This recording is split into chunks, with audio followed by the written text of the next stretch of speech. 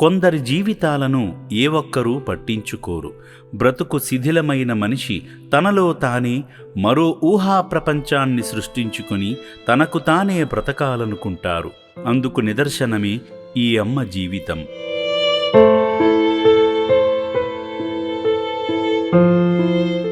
తన అవతారాన్ని పరిశీలిస్తే మనకే జుగుప్స కలుగుతుంది. చెత్త కుప్పల్లో చెత్తను ఏరుకుంటూ బ్రతుకు జీవనం సాగిస్తున్నారు. ఏకాకిలా బ్రతుకుతున్న ఈ తల్లికి ఆదరణ చూపే అమ్మలా కదలి వచ్చింది అమ్మా నాన్న అనాథ ఆశ్రమ వ్యాను. సాక్షాత్తు శ్రీ పుణ్యలింగేశ్వర స్వామియే ఈ తల్లిని పిలిపించుకున్నాడు.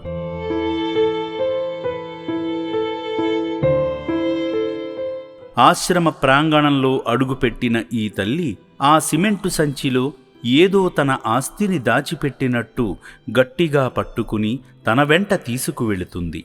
ముందుగా ఆశ్రమంలోకి ప్రవేశించిన ఈ తల్లిని వైద్యశాలకు నడిపించి తగిన వైద్య పరీక్షలు చేశారు.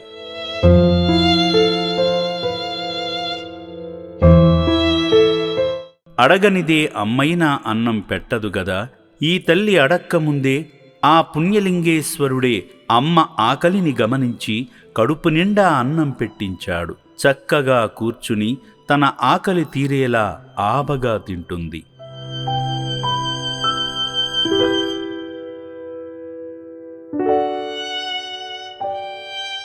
ఇంకా తన మనసులో ఏదో తెలియని వేదన వెంటాడుతుంది. పుణ్యలింగేశ్వరుడు ప్రసాదించే పునర్జన్మ భాగ్యాన్ని ఈ తల్లికి అందించబోతున్నాడు. తన కుటుంబం తనని మరచినా భగవంతుడు ఆ అమ్మను మరువలేదు. మహాపుణ్యభాగ్యాన్ని కల్పించే కార్యముగా తన జుట్టును కత్తిరించి కేశఖండన గావించి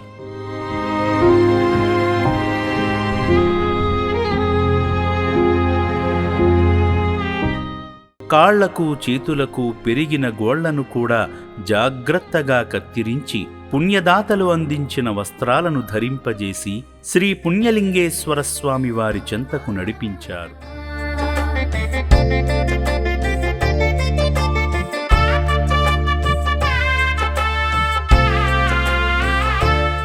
స్వామివారి చెంత గంటను మోగించి తన గుండె బాధను చెప్పుకుంది. నుదుటిన నామం దిద్దుతుంటే తన తలరాతను మార్చమని వేడుకుంది. గంగాజలాన్ని అభిషేకిస్తూ తన సర్వ పాపాలను కడిగివేయమని బ్రతిమాలుకుంది. ఓం శ్రీ పుణ్యలింగేశ్వర స్వామినే నమః.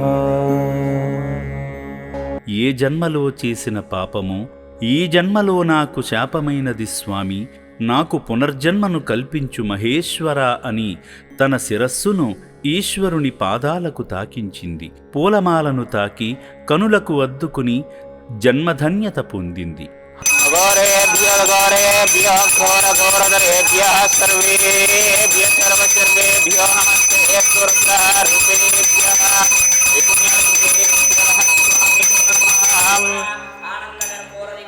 నీరాజనాం దర్శయామి. నమః పార్వతీపతయే. హర హర హర మహాదేవ.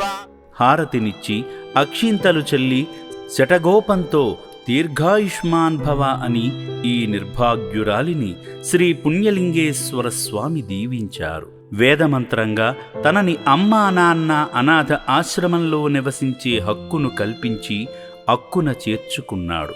ఈ భాగ్యం దక్కించుకున్న ఈ అమ్మ నిజమైన అదృష్టవంతురాలే కదా. స్వయంగా స్వామివారే ఈ తల్లిని తన ఒడికి చేర్చుకున్నాడు. మతిలేని ఈ అమ్మకు తెలివిని కల్పించి తిరిగి మామూలు మనిషిగా మార్చాలని మనస్ఫూర్తిగా కోరుకుందాము.